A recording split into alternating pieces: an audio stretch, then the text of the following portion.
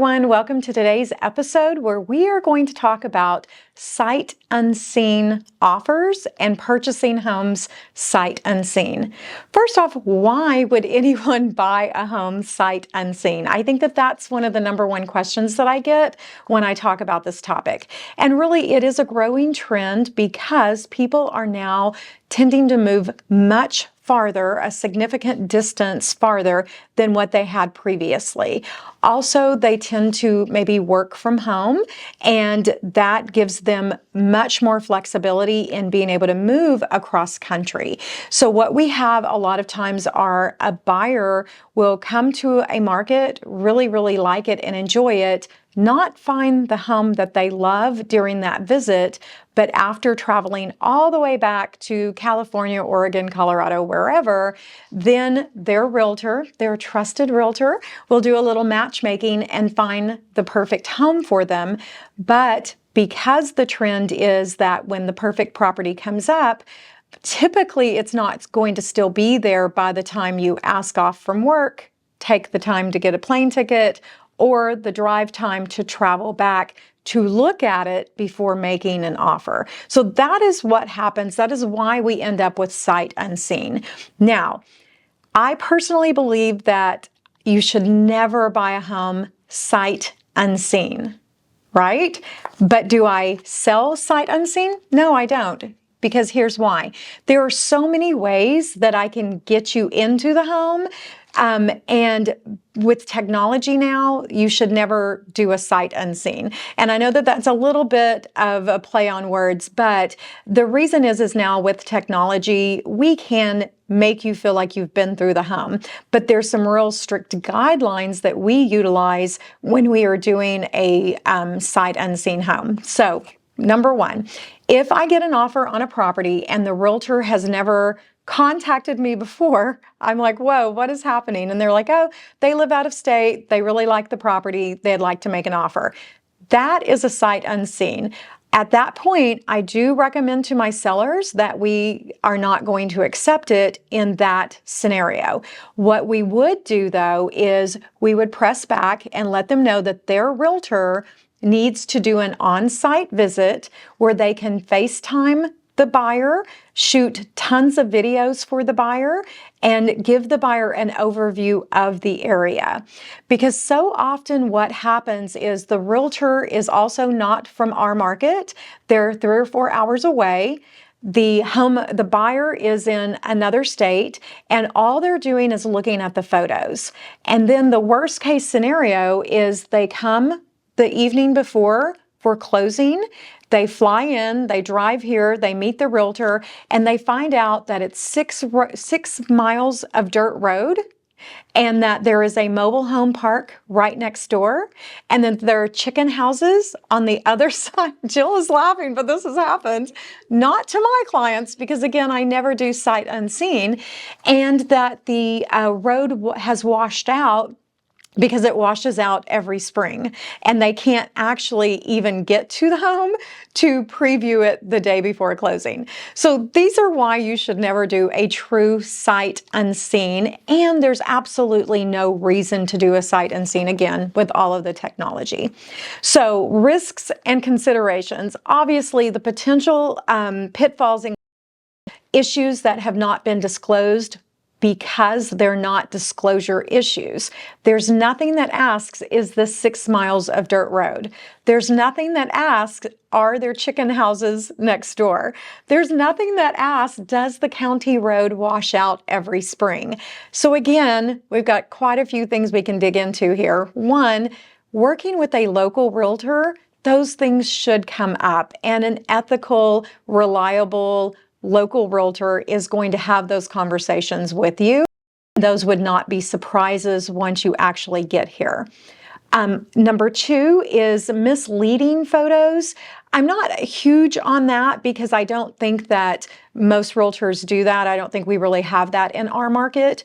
But unfortunately, what you're looking at is the property that you're purchasing, but so often what surrounds you, what you drive by, what you drive through, the road conditions, those things can make a difference on whether or not you want to purchase it.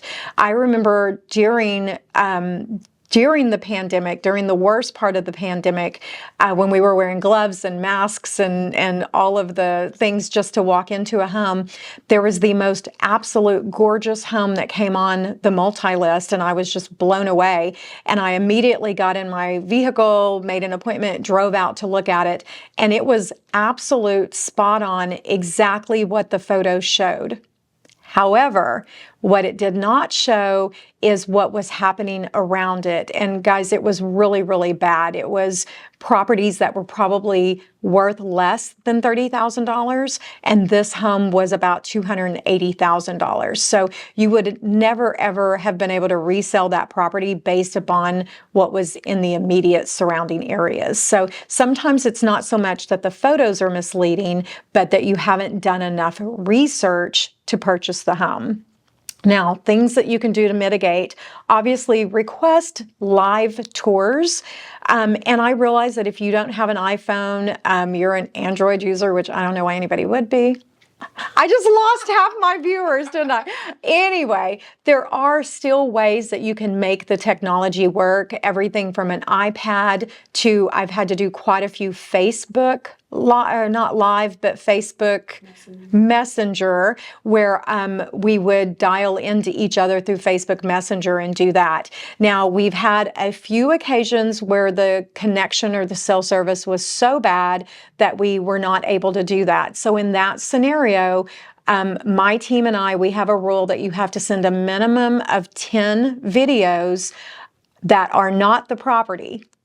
So hear me out, that are not the property. So we do a drive time video, we do neighbor video, we'll shoot a little aerial video. So that's where you would know if the chicken houses were nearby. And it gives you a good overview of what is in the area. Also, guys, typically when someone is moving that far to a place that they are not familiar with, there is a very good reason. Either it's a job or a family that's bringing you to the area, which means that you know at least one person. So when that happens, what I like to do is actually take that trusted friend or family member and take them to the home. So that should really, truly never be completely sight unseen. With the way technology is now, we can get you there or make you feel like you've been there, or at least get you enough videos that you truly understand the area. Again, making sure that you know who you're working with, as far as a trusted realtor, someone who is familiar with the market and knows the market. This past Tuesday, we had some high winds come through, and yes, we are in an area where people love to say tornado, but it was just high winds. And so there were a lot of trees that were down and some damage done to some of the properties. I have a lake property that is in contract, and the realtor lives 3 hours away. And she contacted me and asked me if I would go and shoot video for her buyer because she's 3 hours away. Now, here's the problem with that, guys, is if you're not working with a local realtor, all of this stuff is going to be delayed. It's not actually my job to take care of her buyer. It's her job to take care of her buyer. Now, the home was totally fine. There was no damage. There were some limbs down. Everything was great. But keep that in mind. If you hire someone who lives a very long distance away, they're probably not going to be able to go and take care of these little concerns that you have. Yes, we did go ahead and assist that realtor, but not in the timely manner that she wanted. Why? Because we were taking care of our clients rather than doing that. And I had already spoken with this homeowner and knew that there were no issues. But the buyer was not comfortable until she could get eyes on the property, and therefore you should hire local. Don't hire someone 3 hours away. Now, legal and contractual guidelines that you have is you can include contingencies. such as, appraisal clauses and inspection clauses. But again, you should never be doing complete sight unseen, because again, with the technology, those are things. Now, as a seller, if you are not working with me and my team and you get an offer and you realize that this buyer or the buyer's agent has never been in your home and they're asking for a 20-day home inspection period, guys, this is such a massive red flag. All that is they need 20 days to schedule time off, to get a plane ticket, and to travel here, and then to look at your property, and then to say, it's not quite what I thought it was. Okay? And then you've just lost 20 days on the market. So that is one of the reasons why I will never ever do a true, complete sight unseen. You would have to do non-refundable earnest money, non-refundable everything to be able to do that, because otherwise you're literally just asking the seller to hold it until you can get there and look at it. Now, what you have to realize is that buyers see all of these photos online. On average, realtors post between 20 and 50 photos. My team, we post between 50 and 100 photos. But if you've just looked at between 30 and 50 photos and you feel like you have a good understanding, think of how many homes you've actually looked at, even after you looked at the photos, and then you went there and you were like, nah. Because guys, the photos do not really truly, it's not that they're being misrepresented, it's just it still doesn't give you a good feel for the layout of the home or the feel of the home. So this is why for buyers you should never do it, and for sellers you should never be okay with it. Now, success stories, cautionary tales. I could talk for days of all, and I already have given you some examples, but it can absolutely be done. We continue to do it every day. As I mentioned, it is a new trend, but take out the sight unseen aspect of it. You should never be buying a home sight unseen. We've had issues, again, where people flew in from out of state to close on a property to be completely horrified by something that was not disclosed because it was a non-disclosure issue, and the realtor that they worked with had never actually been to the property either. So just be very, very mindful of that and realize how wrong that could go. Yes, a realtor not telling you that it's 6 miles of dirt road and that there's a chicken factory or a chicken house next door and that the bridge has washed out, that is unethical. But if you've hired a realtor who's never been there, that is on you, and the contractual obligation that you have has nothing to do with you not knowing that information. So just be very, very cautious before moving forward on that. And I think that one of the things that happens is, now that there is so much technology, is that when you find a property online and you click on it and you just end up with a realtor, remember, it's still your obligation to quiz that realtor and find out how familiar they are with the area, with the location. And it's okay if they've never been to that particular home, but if you can't physically go, then you need to make sure that they go. And then they can tell you, you can quiz them about how much dirt road, is there a chicken house nearby? And there's also Google Earth is a great way to see what else is around. I'm gonna say probably at least once or twice a week, I get phone calls from someone saying, hey, I'm looking at an aerial photo.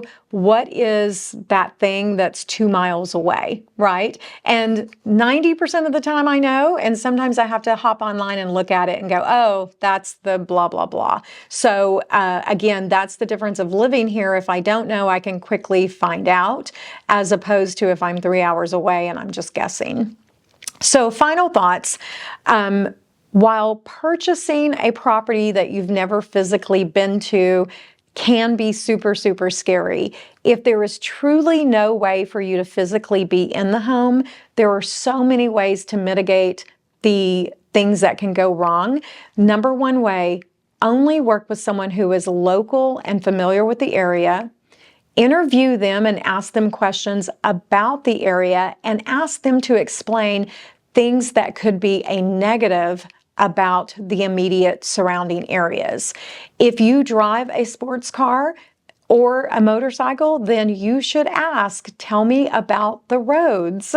Because even if they're not gravel roads, some of our rural areas have some Jill's going, oh yeah, some questionable paved roads. Yes, it is normal in our market for some of the roads to wash out during the spring.